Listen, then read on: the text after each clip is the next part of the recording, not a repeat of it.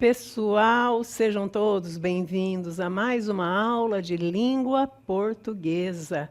Sou a professora Maristela Marchante e quero com vocês ler o que nós vamos estudar hoje. Vamos para o nosso objeto de conhecimento? Então, hoje é a aula 34 e o nosso objeto de conhecimento é relação entre textos, detalhamento, relações interdiscursivas e intertextuais entre diferentes gêneros textuais. Então, é esse o assunto que nós vamos estudar hoje e estou esperando por vocês agora. Vamos para a nossa aula?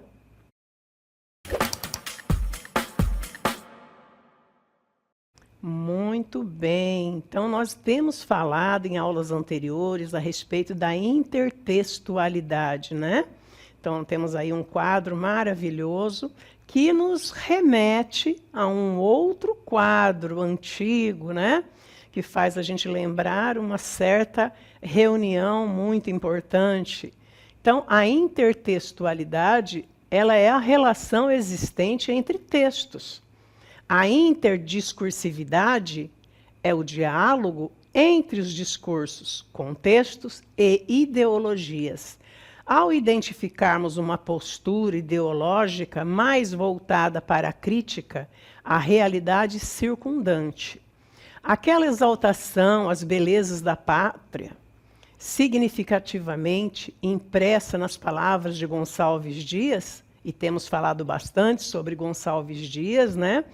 Choca-se, contrapõe-se, quando expressas diante da visão de Mário Quintana e de José Paulo Paes. Então, tem um texto, esse texto foi feito por um escritor, ele teve um objetivo ao fazer esse texto, né? Ele teve a inspiração, no caso aí do Gonçalves Dias, né? E depois outros poetas vieram depois dele e também escreveram intertextualidade. Cabe afirmar, portanto, que essa ocorrência é um caso de interdiscursividade, tá? Vamos entender um pouquinho melhor no decorrer da aula, tá? Ou seja, a interdiscursividade consiste na relação entre dois discursos, caracterizada por um citar o outro.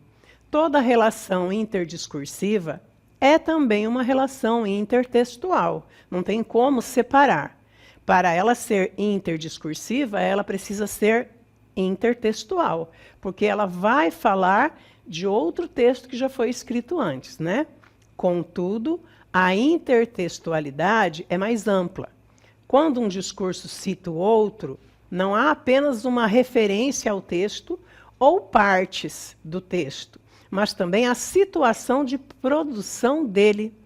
Quem fez, para quê, em que momento histórico, com qual finalidade, etc.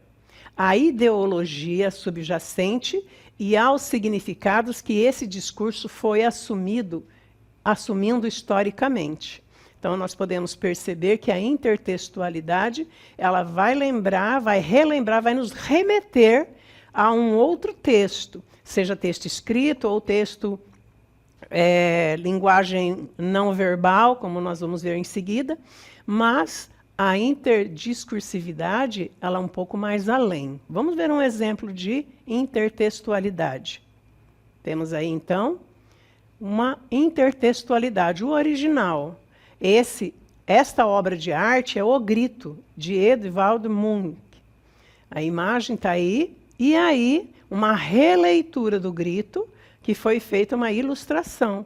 Então, quando eu vejo essa imagem dessa releitura, eu lembro imediatamente que eu já vi essa imagem em algum lugar, em algum momento, que estava também expressando emoção, certo? Então, é a releitura de algo original. A intertextualidade é a relação de semelhança, tá? Que um texto estabelece com outro texto, tá? Continuando. A intertextualidade é a relação de semelhança que um texto vai ter com outro e a sua semelhança, tá? Então, nós vemos aí essa semelhança. Quando nós vemos um poema, também nos faz lembrar. Quando eu vejo um poema, eu percebo que esse poema é uma releitura. Ele foi escrito a partir de algum outro texto que já existia, né? Então, temos aí uma releitura, uma intertextualidade, ok? Vamos ver um exemplo. Europa, França e Bahia. Meus olhos brasileiros se fecham saudosos. Minha boca procura a canção do exílio. Como era mesmo a canção do exílio? Eu tão esquecido da minha terra. Ai, terra que tem palmeiras, onde canta o sabiá. Esse texto é de Oswald de Andrade. E ele faz menção ao texto de Gonçalves Dias. Olha aí. Minha terra tem palmeiras, onde canta o sabiá. As aves que aqui gorjeiam, não gorjeiam como lá. Voltando ao texto, então, de Oswald de Andrade, para a gente entender. Olha aí, meus olhos brasileiros. Lembre-se que o Gonçalves Dias estava lá em Portugal, e ele estava falando, estava se referindo do Brasil, a pátria dele, né? Oswald de Andrade diz, meus olhos brasileiros se fecham saudosos, minha boca procura a canção do exílio. Como era mesmo a canção do exílio? Eu, tão esquecido da minha terra. Ai, terra que tem palmeiras, onde canta o sabiá. Então, é uma intertextualidade. O trecho do poema acima é uma paródia, tá? Da canção do exílio, de Gonçalves Dias. O trecho fonte, usado como modelo, foi feito por Oswald de Andrade. Oswald de Andrade viveu no período do modernismo. Já Gonçalves Dias viveu há um século antes, né? Ele viveu no período do romantismo, Gonçalves Dias. Ele fez parte da primeira geração do romantismo. Logo no início em que o Brasil estava ficando independente de Portugal, então havia todo aquele ufanismo, todo aquele patriotismo. Então, esse texto que o Gonçalves Dias fez foi para declarar o amor que ele tinha pelo Brasil. Foi um período de efervescência de lutas pela libertação do Brasil de Portugal, ok? É uma contextualidade aí para vocês. Intertextualidade explícita e intertextualidade implícita. A relação estabelecida entre os textos pode decorrer de um processo explícito. Você vê na superfície do texto, você olha e já entende, é evidente. Então, é um processo explícito. Ou você vai ter que ler um pouco mais porque está implícita. E aí você tem que ler e subentender. Você tem que entender nas entrelinhas. Aí é uma intertextualidade implícita. A intertextualidade é explícita quando o texto indica o texto-fonte, usado como modelo, enquanto a implícita, quando o texto não faz essa indicação. Então, se você encontra um texto que do lado já tem o texto que é a base, que é a fonte, é uma intertextualidade explícita, porque ele já está te dando ali do lado o texto, te mostrando quais são as semelhanças entre eles, né? E a implícita só tem o texto. Aí você é que vai fazer jus ao teu conhecimento, a tua bagagem de conhecimento, para lembrar a que se refere, para onde remete você o que você está lendo. A que tipo de texto, com qual objetivo que foi feito esse texto. Isto aí é uma intertextualidade implícita, ok? Exemplos de intertextualidade explícita. Nós podemos encontrar citações, tradução, referência. Você vê que está explícito na superfície do texto.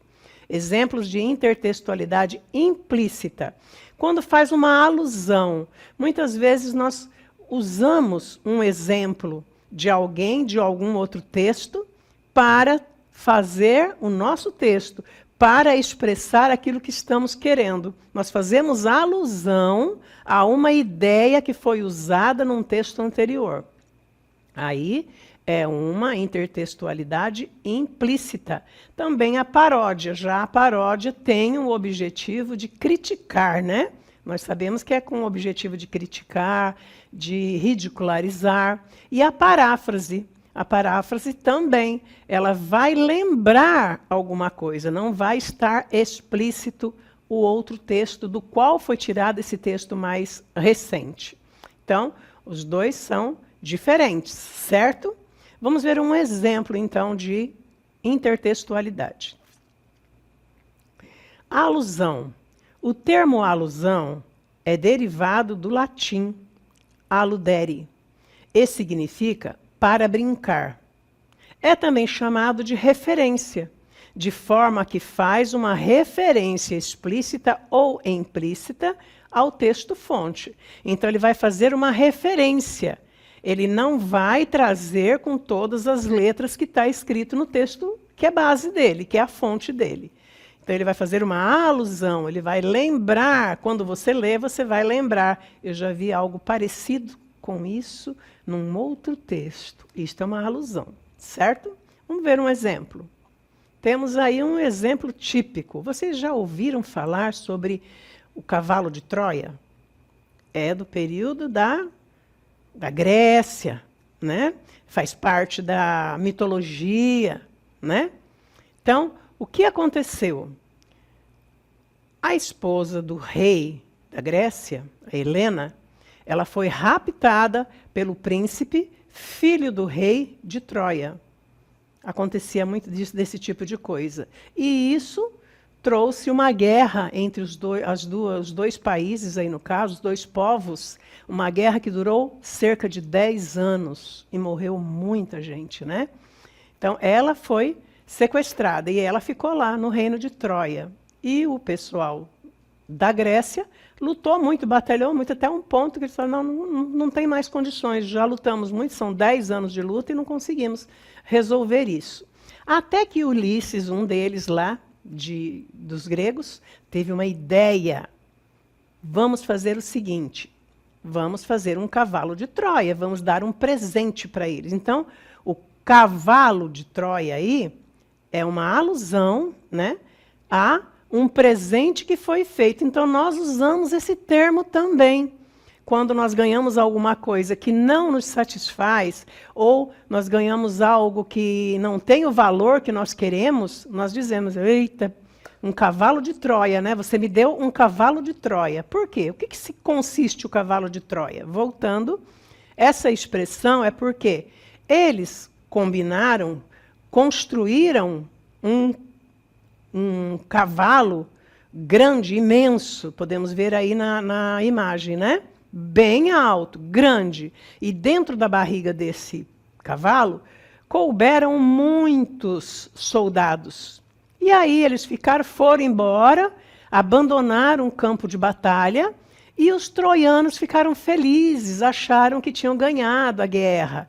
E aí um deles viu aquele cavalo e falou, olha, tem um cavalo lá fora, vamos pôr para dentro, é um presente que os gregos deixaram para nós, vamos pegar esse cavalo, vamos pôr para dentro. E colocaram para dentro. Quando chegou a noite, esses soldados que estavam dentro da barriga desse cavalo de madeira, eles saíram de dentro do cavalo, e aí fizeram a festa, né? Atacou todo mundo e acabaram libertando aí a rainha, né? Então, cavalo de Troia, quando eu digo que você me deu um cavalo de Troia, é uma alusão a essa história, a essa história lá da mitologia grega, ok? Então, o que acontece? É uma alusão indicando um presente mau e que pode trazer prejuízo, certo, pessoal? Para agora vamos ver citação.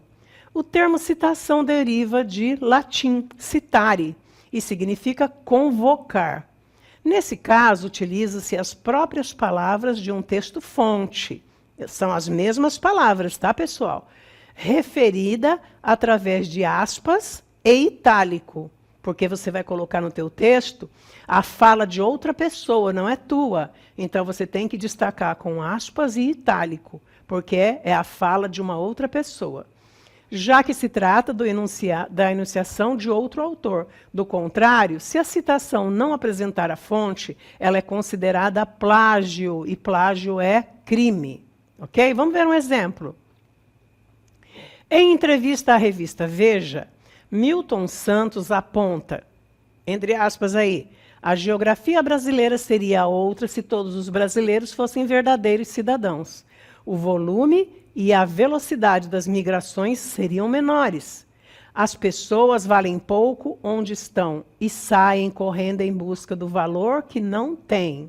Então, desde a primeira aspa até o final da aspa, é a fala de alguém que está falando em nome de Milton Santos, certo? Então, é a fala de alguém, é a citação de alguém. Vamos ver, então, a epígrafe. O termo epígrafe vem do grego, epígrafe. Significa escrita na posição superior. Ele é muito utilizado em artigos, resenhas, monografias e surge acima do texto, indicado por uma frase semelhante ao conteúdo que será desenvolvido. Seria um título para chamar a atenção, né? Exemplo, vamos ver. Ninguém educa ninguém. Ninguém educa a si mesmo. Os homens se educam entre si, mediatizados pelo mundo. Quem disse isso? Paulo Freire, no livro dele, Pedagogia do Oprimido. Então, antes do início do texto dele, de tudo que ele estuda, de tudo que ele fala da educação, ele colocou esse epígrafe, ok? E vamos ver a paródia. Temos a paródia. O termo paródia vem do grego, paródies, e significa um canto, uma poesia, semelhante a outro. Trata-se de uma imitação burlesca, muito utilizada nos textos humorísticos, onde o sentido é levemente alterado, geralmente pelo tom crítico e o uso de ironia, tá, pessoal? Então, a paródia ela vem carregada de crítica e de ironia. Então, vamos ver então um exemplo agora de paródia. Minha terra tem palmeiras, onde canta o sabiá. As aves que aqui gorjeiam, não gorjeiam como lá. Canção do Exílio, Gonçalves Dias. Minha terra tem macieiras da Califórnia, onde cantam caturamos de Veneza. Eu morro sufocado em terra estrangeira. Nossas flores são mais bonitas, nossas frutas mais gostosas, mas custam 100.000 réis a dúzia. Canção do Exílio, de Murilo Mendes. Vocês viram a paródia, o sentido crítico aí no caso, a ironia que foi usado, né? Então vamos ver paráfrase. O termo paráfrase vem do grego, paráfrase, e significa a reprodução de uma sentença. Ela faz referência a um texto reproduzindo o outro, sem que a ideia original seja alterada, certo? Então nós temos aí um exemplo também, vamos ver? Canção do Exílio. Nosso céu tem mais estrelas, nossas várzeas têm mais flores, nossos bosques têm mais vida, nossa vida mais amores. Gonçalves Dias. Hino nacional. Do que a terra mais garrida, teus risonhos lindos campos têm mais flores, nossos bosques têm mais vida, nossa vida no teu seio mais amores. Joaquim Osório Duque Estrada. Viram a diferença de paródia com paráfrase? A paráfrase ela vai fazer alusão, ela vai lembrar de algumas partes do texto original, né? Sem tirar o sentido escrito com outras palavras. Agora vamos ver o que é interdiscursividade. Vamos lá? nos textos que ocorrem a interdiscursividade, os diálogos existentes entre os textos são intencionais, tá? Não estão marcados no texto como metalinguagem. Estão no discurso de forma abstrata, mas, ao mesmo tempo, muito clara. Então, a interdiscursividade você vai encontrar também dentro de textos que têm intertextualidade. Vamos ver, então.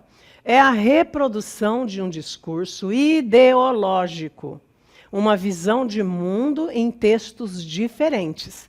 Então, nós vamos encontrar essa interdiscursividade, temas iguais, ideias iguais e valores iguais em textos diferentes. É a reprodução de um discurso ideológico, uma visão de mundo em textos diferentes. Não necessariamente intencional. Pode ocorrer devido a uma mesma visão de mundo que se dissemina nas sociedades. Então, nós vamos encontrar temas, ideias, valores, certo? A interdiscursividade pressupõe semelhança de ideias, semelhanças de temas e semelhanças de valores, certo? Então, continuando. Se as ideias são opostas, não há interdiscursividade, pessoal, mas sim embate ou divergências discursivas, certo? Vamos ver o texto. Temos aí o texto. Canção do Exílio. Nosso céu tem mais estrelas, nossas várzeas têm mais flores, nossos bosques têm mais vida, nossa vida mais amores. Aí vem o texto 2. Hino nacional. Do que a terra mais garrida, teus risonhos lindos campos têm mais flores, nossos bosques têm mais vida, nossa vida no teu seio mais amores. E continuando, um terceiro texto, olha aí, Canção do Exílio. Nossas flores são mais bonitas, nossas frutas mais gostosas, mas custam 100.000 réis a dúzia, dizendo Murilo Mendes. Então, perceberam? Então, as ideias são iguais. Então, nós vemos que aí há uma contradição de ideias, do segundo para o terceiro. O primeiro e o segundo estão de acordo, né? E vamos ver o texto Meus 8 anos. Ah, que saudade que tenho da aurora da minha vida, da minha infância querida, que os anos não trazem mais. Que amor, que sonho, que flores, naquelas tardes fagueiras, à sombra das bananeiras, debaixo dos laranjais. Isso é Casimiro de Abreu que escreveu. Só que nós temos um outro texto aí, vamos ver? Então, olha aí. Meus 8 anos. Ó, que saudade que eu tenho do alvorecer da minha vida, da minha infância querida que os tempos não trazem mais. Naquele quintal de terra, na rua Rui Barbosa, debaixo de uma frondosa mangueira, roupas no varal, sem bananeiras e laranjais. Esse quem escreveu foi Joãozinho de Dona Rosa. Percebem? Então, esse texto ele tem uma interdiscursividade, porque ele fala do mesmo assunto, né? Tem as mesmas ideias. Vamos ver, então, outro exemplo de texto. Discurso liberal. Temos aí. O Estado não deve interferir na economia. Ela se ajusta por si só. Quem disse isso foi Adam Smith, economista britânico do século XVIII. Em ambientes de concorrência, deve deixar-se funcionar o mercado.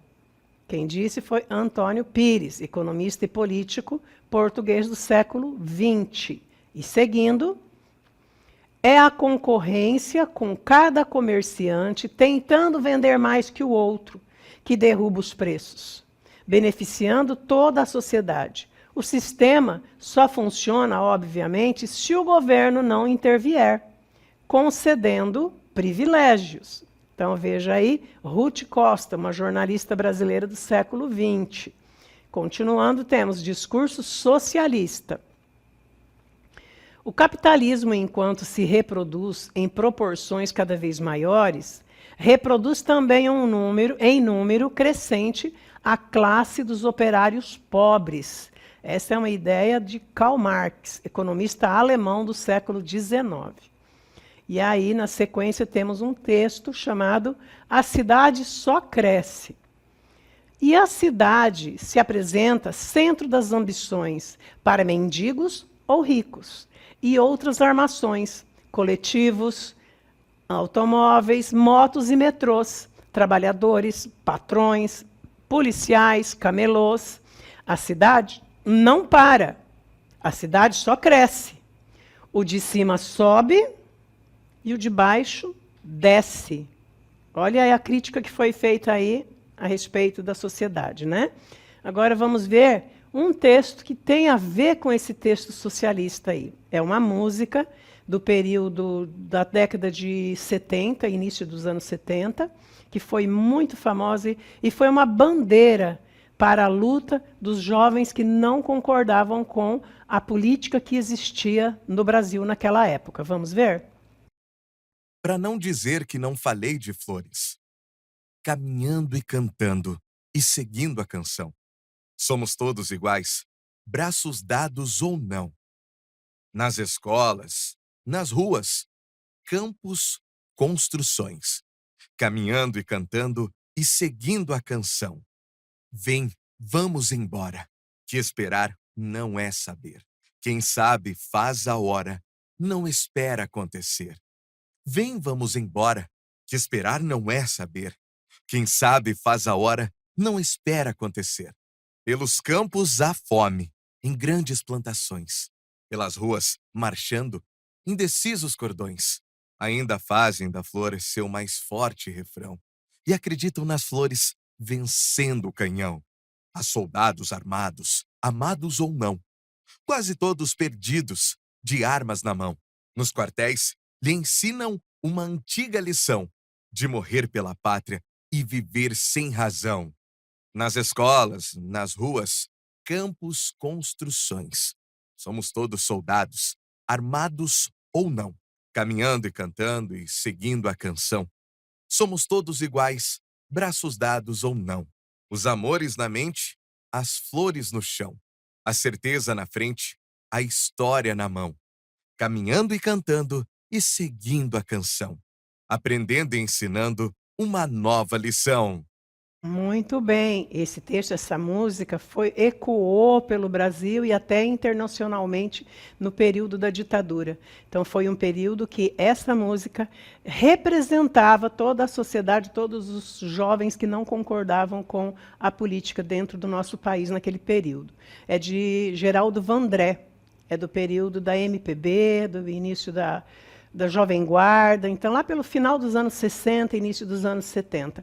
Esse texto tem muito a ver com o texto que nós vimos antes, né? O texto socialista, que os de cima sobe e os de baixo desce. Vocês viram?